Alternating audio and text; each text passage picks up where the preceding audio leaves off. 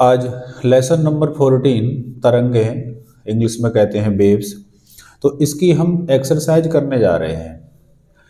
Exercise में जो पहला क्वेश्चन है वह लिखा है 2.5 किलोग्राम द्रव्यमान की 20 सेंटीमीटर लंबी डोरी। तो न्यूमेरिकल करने के लिए जो क्वेश्चन दिए हो वैल्यू दी होती है उस वैल्यू को पहले हम लिख लेंगे। तो लिखा है 2.5 kg, तो ये m की वैल्यू हो गई m equal to 2.5 kg kilogram.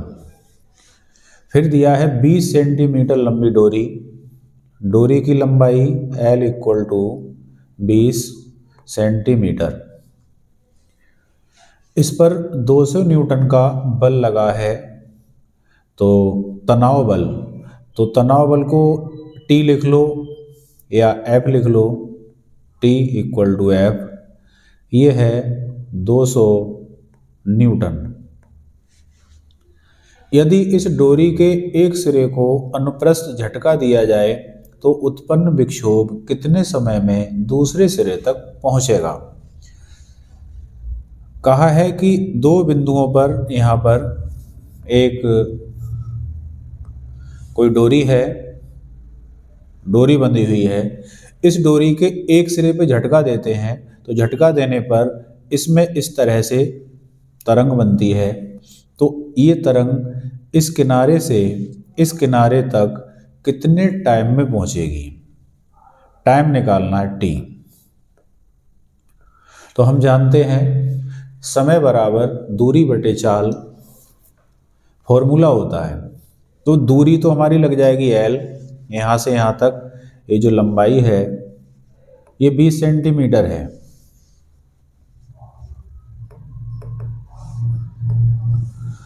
यहाँ A पॉइंट से B पॉइंट तक की डोरी की लंबाई कितनी है, 20 सेंटीमीटर।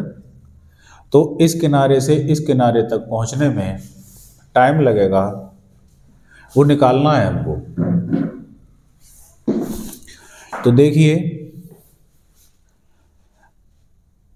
समय बराबर दूरी बटे चाल, T equal to L upon V, ये निकालना है। तो V का फॉर्मूला होता है, यहां से सॉल्व हो रहा है question, V equal to under root F upon M। तो अंडर रूट F कितना दिया है 200, F की वैल्यू 200 रख देंगे, अपॉन में M की जो वैल्यू लगेगी वो M अपॉन L होता है, एकांक लंबाई का द्रव्यमान।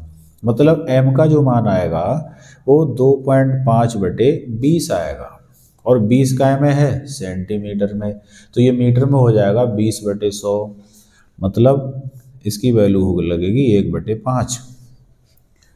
तो M का मान आएगा 2.5 अपॉन 1/5। तो अंडर रूट, ये अपॉन के 5 यहाँ आ जाएंगे, तो हो जाएगा 100 अपॉन 25 पंजे 125, 12.5, ये आ जाएगा। इसको सॉल्व करेंगे हम, तो सॉल्व करने के लिए मैं नेक्स्ट पेज पर जाता हूं। V इक्वल टू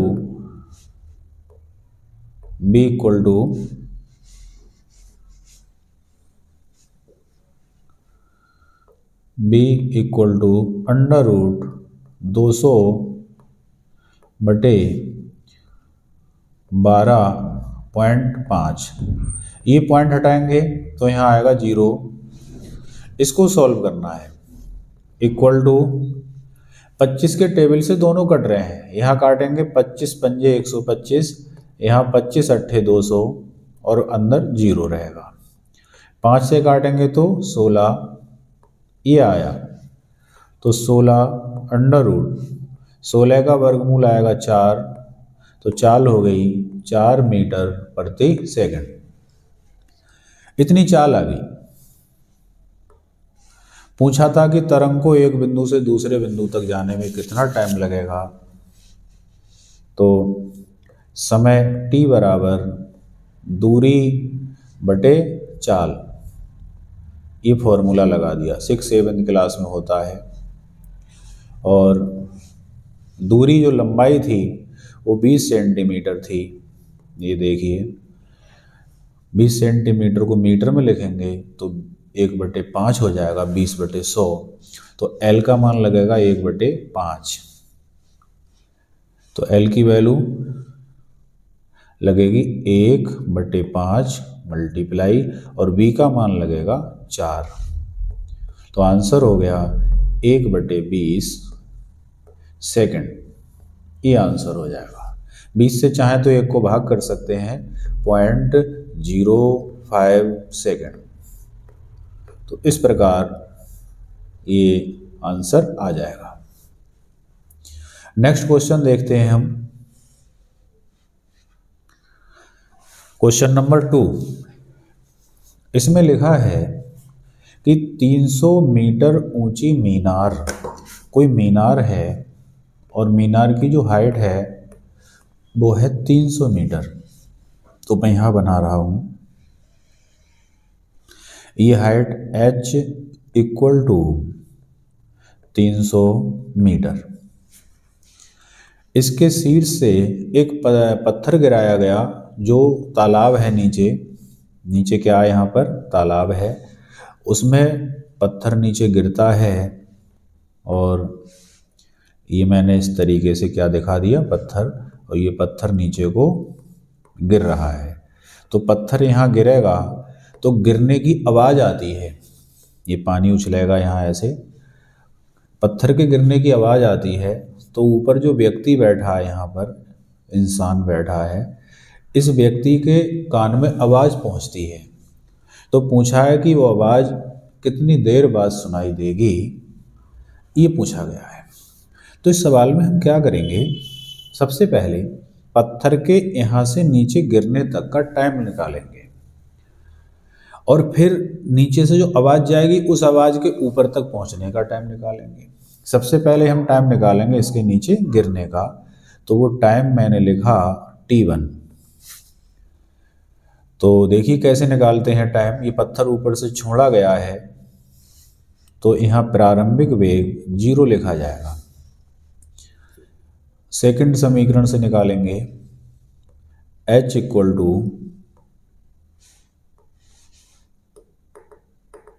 यहाँ पर आएगा h =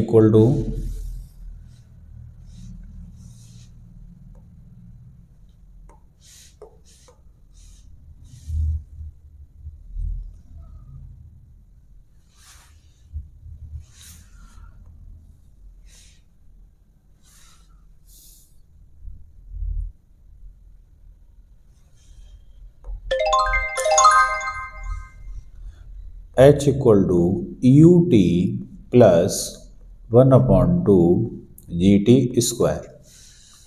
तो t में t1 लगा देंगे, h की जगह रखेंगे 300 बराबर, ये हो जाएगा 0 + 1/2 g का मान मैंने इसमें दिया है, क्वेश्चन में यहाँ दिया है ये 9.8 और t1²। तो अपॉन का जो 2 है ये क्रॉस मल्टीप्लाई से इधर जाएगा, तो यहाँ हो जाएगा 600 और इधर आएगा 9.8 t1²।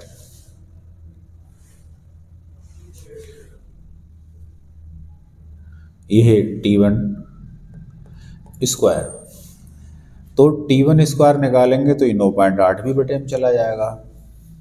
तो t1² हो जाएगा 600/9.8।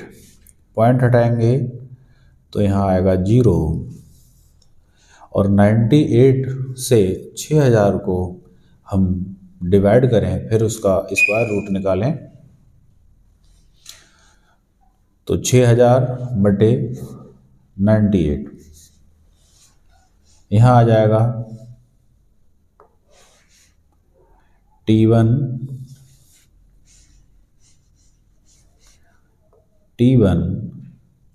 इक्वल टू, या T1 square equal to 6000 upon 98। 2 से काटेंगे तो यहाँ आएगा 49 और ऊपर आएगा 3000। तो T1 लिखेंगे हम, T1 इक्वल टू हो जाएगा अंडर रूट 3000 अपॉन 49।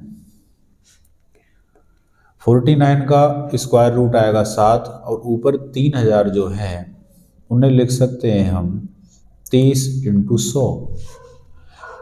तो 100 का वर्गमूल ऊपर क्या आ गया 10, 49 का नीचे क्या आ गया 7, अंदर कौन रह गए 30। तो 30 का स्क्वायर रूट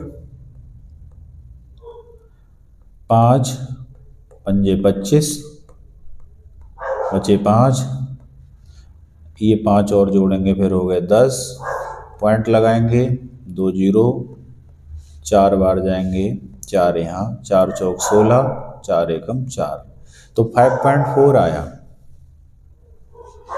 तो यहाँ पर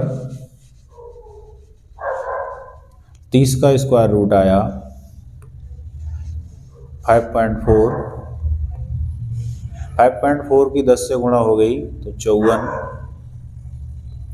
54 बटे 7, 7 से डिवाइड करेंगे 7 सत्ते 49, बचे 5, फिर 7 सत्ते 49। तो हमने देखा कि पत्थर को यहाँ से यहाँ तक गिरने में 7.7 सेकंड लगते हैं, 7.7 सेकंड लगते हैं पत्थर को नीचे गिरने में। तो गिरने में कितना टाइम लगा इसको 7.7 सेकंड, ये टाइम लगा। अब जब पत्थर इतनी देर में गिरा, अब यहाँ से साउंड गई होगी, निकल गई, आवाज़ गई होगी और आवाज़ सुनने वाले को सुनाई दी होगी। तो ऊपर आवाज़ को जाने में कितना टाइम लगा वो देखें। यहाँ पर है सुनने वाला, यहाँ कोई इंसान बैठा है, ये मान लीजिए कोई व्यक्ति है और यहाँ से नीचे से साउंड जा रही है, पत्थर की साउंड जो उससे पानी से टकराया है। तो उसको साउंड को ऊपर जाने में कितना टाइम लगेगा वो और देख लें हम, फिर उस टाइम को इस टाइम को जोड़ देंगे, हमारा आंसर हो जाएगा। तो ऊपर जाने का टाइम लिखेंगे साउंड का, उसे लिखेंगे T2, सिंपल लगाएंगे समय बराबर दूरी बटे चाल। तो दूरी तो हाइट आएगी h और साउंड की चाल आएगी v। साउंड की चाल दी है 340, ये दी है, यहाँ लिखी है, ये देखिए 340। तो h तो लग जाएगा 300 और ये लगेगा कितना 340। तो 0 से 0 कट जाएगा, 2 से काटेंगे तो यहाँ 15 आएगा और 2 से काटेंगे यहाँ 17 आएगा। तो 17 से 15 को भाग करेंगे, भाग नहीं जाएगा, पॉइंट में लगाएंगे पॉइंट, तो 150 हो गए। 150 में 17 का टेबल, 17 8 136, 17 9 में 153 ज़्यादा हो जाएंगे 0.8। तो टाइम आया 0.8 सेकेंड। अब फाइनली हम क्या देखते हैं, फाइनली हमने देखा कि नीचे गिरने का जो टाइम है, जो पत्थर नीचे गिरा, नीचे गिरने का टाइम वो कितना लगा 7.7 सेकेंड, और जो ऊपर आवाज़ के जाने में टाइम लगा वो लगा 0.8 सेकेंड। तो इन दोनों को अगर मैं जोड़ दूं तो जोड़ने पे कितना आएगा, ज़रा उसे देखें। तो मैं इसे लिख रहा हूँ यहाँ पर 7.7 7.7 ये टाइम है पत्थर के नीचे गिरने का, और प्लस 0.8 ये टाइम है आवाज़ के नीचे से ऊपर जाने का। तो टोटल टाइम हो जाएगा 8 7 15 और 7 1 8, तो लगभग 8.5 सेकेंड टाइम लगेगा जो व्यक्ति को आवाज़ सुनने के लिए। तो जो व्यक्ति बैठा होगा ऊपर, उस व्यक्ति के कान में आवाज़ लगभग 8.5 सेकेंड में पहुंचेगी। एक क्वेश्चन इसमें लास्ट और है, उसको देखते हैं। Question number 3।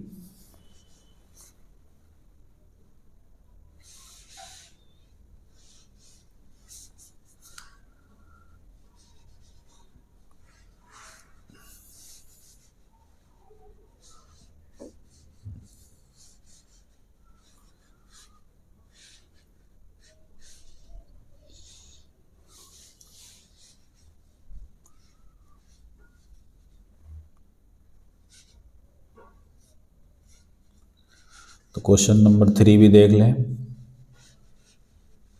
ये पेज जरा रफ कर दें, इसमें लिखने के काम आएगा।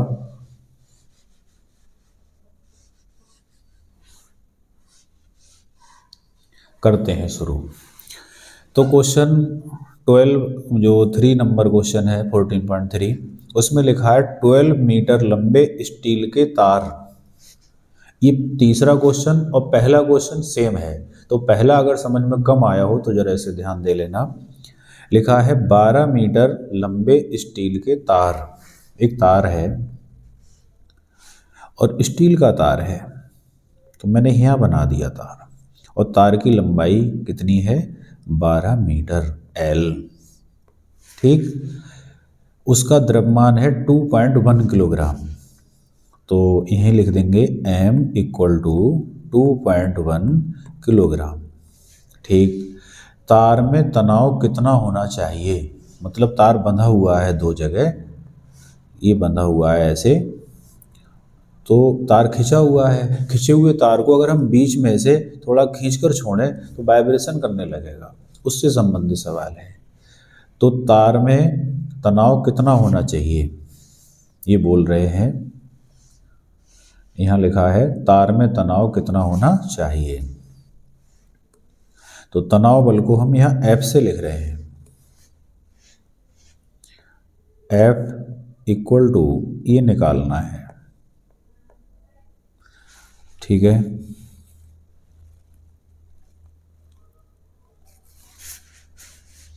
F = क्वेश्चन मार्क लगा लेंगे, ताकि उस पर किसी अनुप्रस्थ तरंग की चाल 20 डिग्री पर शुष्क वायु में ध्वनि की चाल में इतनी चाल के बराबर हो। मतलब ये स्पीड का मान है, तो चाल लिखेंगे V = 343 मीटर प्रति सेकंड। ये हमारे मान हो गए। तो मुख्य हमारा फोकस रहेगा F पर। अब हम गए F के पास, तो किसी भी डोरी में खींचकर जो हम तरंग बनाते हैं, उस तरंग की चाल का सूत्र होता है B = √F/m।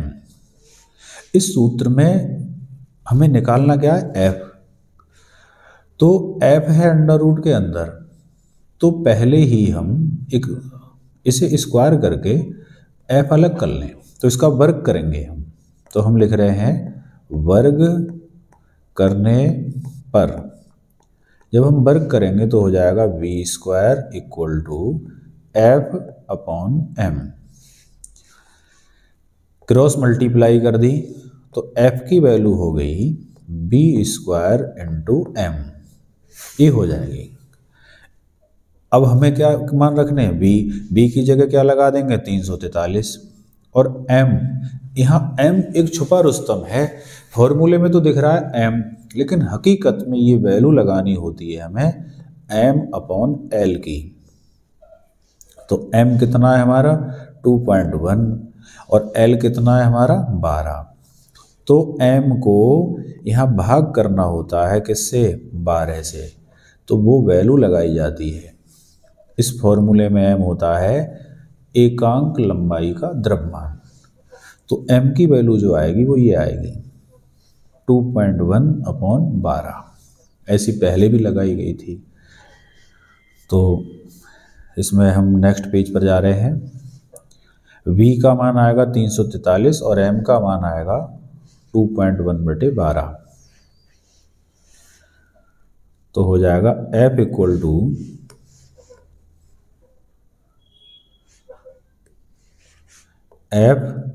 To b square into M.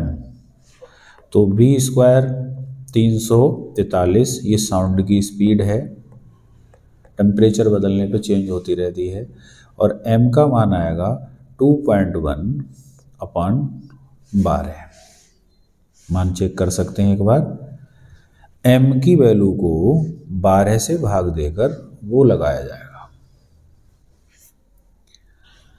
Point हटाऊं तो यहाँ पर नीचे 0 आएगा और 3 के टेबल से काटेंगे, 3 सत्ते 21, 3 चौक 12, 40 आ गए।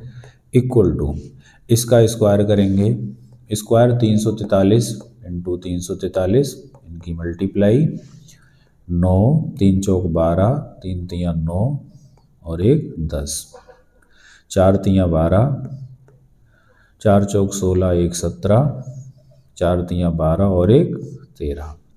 3 से फिर यही आ जाएगा, 3 तियाँ 9, 3 चौक 12 और 3 तियाँ 9 और 1 10। इनका टोटल करेंगे 9, 4, 7 9 16, 4 2 6 1 7, 1 और 1। तो ये आया